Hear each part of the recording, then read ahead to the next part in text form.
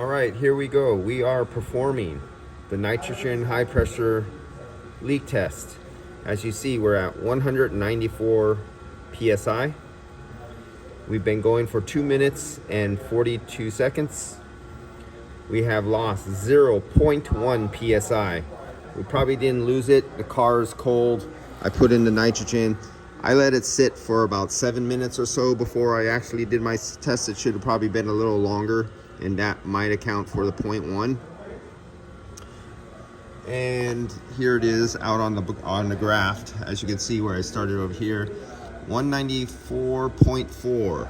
Where we are, 194.3. Let's see, let me zoom in there. Let's get that zoomed in. And where are we? 194.3. And I touch right there, 194.4.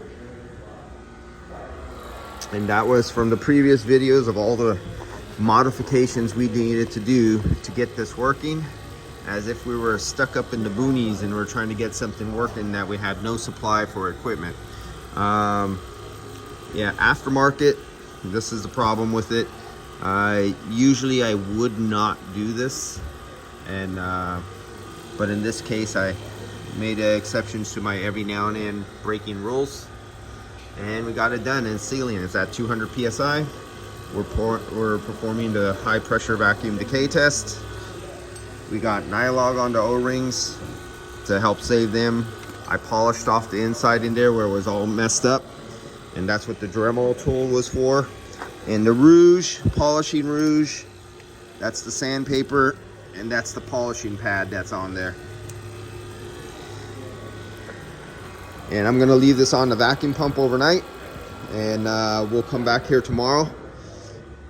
I'm gonna break this vacuum, or I'm gonna break this nitrogen and release the nitrogen to the air, and then throw it on the vacuum pump overnight, and put it on the vacuum decay test tomorrow. All right, see you guys. This is definitely the pump to get. If anybody does want to get a pump like this, True Tech Tools, that's the place to go.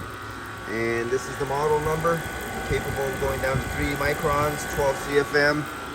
You definitely want the silicone hoses. Do not, if you get a pump like this, silicone hoses or metal hoses, that's the way to go. All right, see you guys.